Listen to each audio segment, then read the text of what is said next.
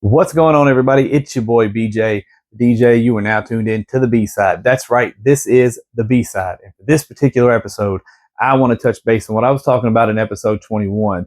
We were talking about the situation that Diddy's currently going through and some of the documentaries that have come out over the last few months. One in particular that I watched that I thought was very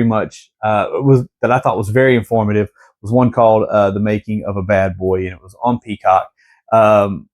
It went back to his roots. It went back to some of his previous friends, the people that he was close to prior to becoming a superstar.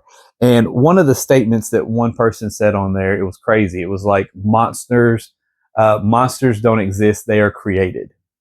He said monsters do not exist; they are created. And he was speaking because he had never seen Diddy in the light in which he's being presented in right now. He said that he became that person after the fame, after the money, after the excess. Because you know what they say, everything when you live a life of luxury, everything becomes excessive. You are exposed to things, you have access to things, and so your behaviors change, your needs change, your wants and desires change. And he is saying that's what he sees coming from this whole Diddy situation now. There was a prosecutor on there that says she's prosecuted him several times for assault cases, SA cases, in a sense, with various females that have been settled.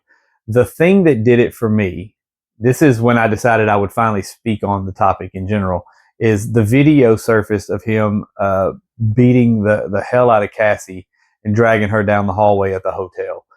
That's not something that you just do out of nowhere, right? That was an aggressive behavior that you can see he felt comfortable doing. He come out and apologized in a sense he apologized for people seeing the video. He didn't apologize for his actions in the video, which I thought was another type of behavior that was very sketchy. All in all, I encourage you to watch The Making of a Bad Boy. It didn't tell us anything new.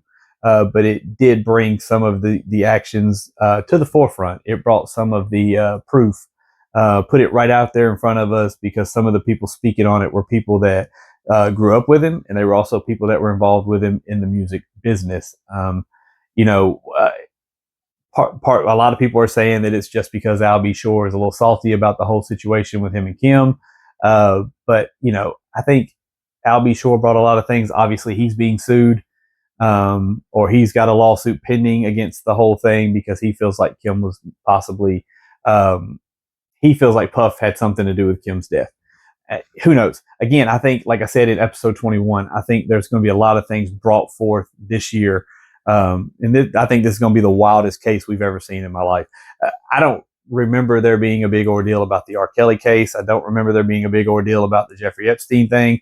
I don't remember there being a big ordeal about, Bill Cosby's, but I do feel like this Puff Daddy thing is going to be huge. So I think there's going to be a lot of names that we look up to and we idolize involved in this. I think there's going to be a lot of people that eventually come forward. I think as this thing grows, it's going to be in the thousands, tens of thousands of people probably affected by this whole thing. So who knows? We'll see. But I encourage you to watch that, The Making of a Bad Boy. If you have any opinion whatsoever, I think this may steer you in a direction where you'll see that some of this stuff may actually be true. We'll see. That's what I got. This has been the B-side. I'm BJ the DJ. Don't forget to rewind.